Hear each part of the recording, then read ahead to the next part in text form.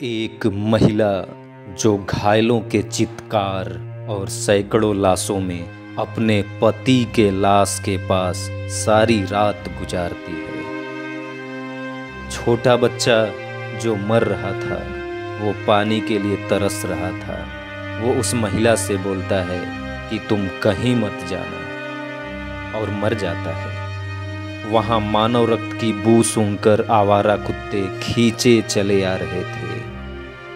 सिर के ऊपर चीलें मड़रा रही थी जो मरे और घायल लोगों का मांस नोच रही थी। दोस्तों, यह महिला कोई और नहीं बल्कि जलियांवाला बाग की आई विटनेस रत्ना देवी थी। हाँ दोस्तों, मैं इतिहास के सबसे निर्मम नरसंहारों में से एक जलियांवाला बाग नरसंहार की बात कर रहा हूँ।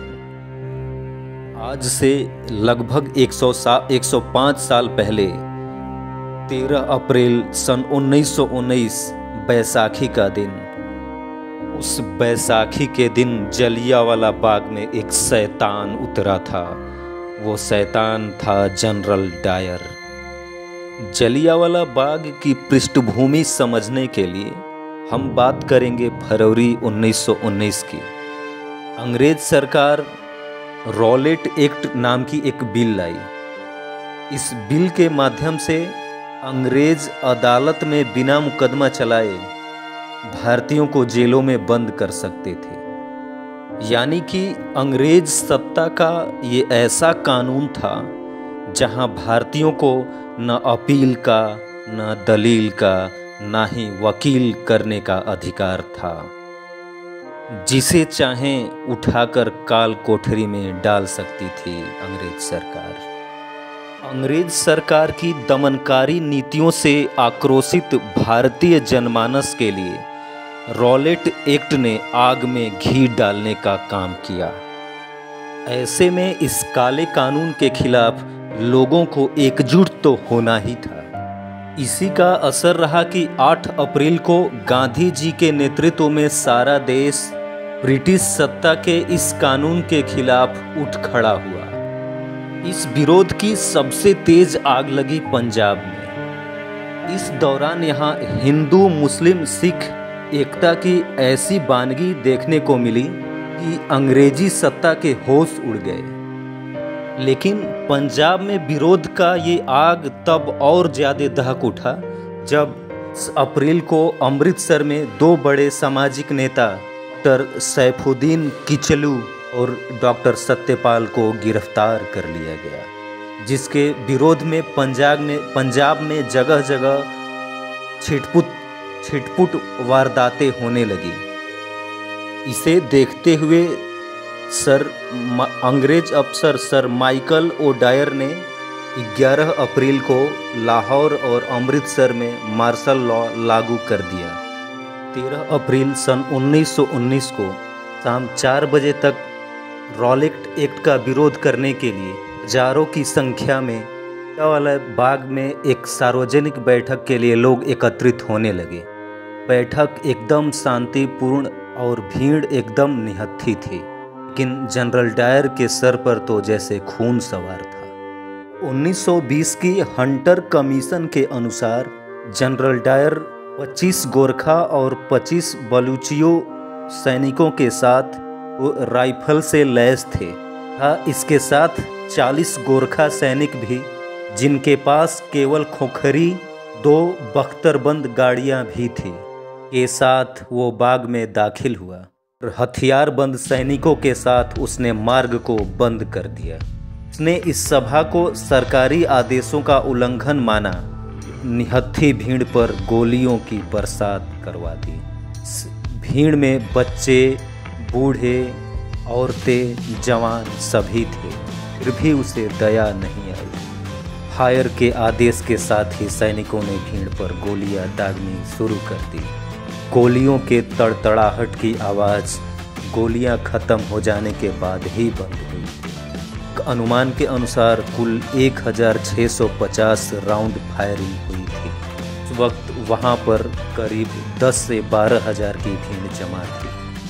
ब्रिटिश रिपोर्ट के मुताबिक उस नरसंहार में 379 लोगों की जानें गई, लेकिन तत्कालीन भारतीय मीडिया और प्रत्यक्षदर्शियों के अनुसार मरने वालों की संख्या 1000 से भी ज़्यादा थी। बूढ़े, बच्चे, महिला और जवान को एक साथ ही मौत के आगोश में सुला दिया गया था। लेकिन इतने क्रूरतम हादसे के बावजूद ना तो ब्रिटिश सरकार झुकी, ना तो जनरल डायर को सजा मिली।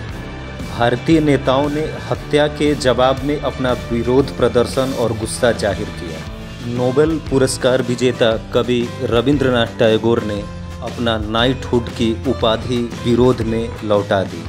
गांधी ने अपने पदक लौटा दिए। कांग्रेस द्वारा भी जांच आयोग का गठन किया गया।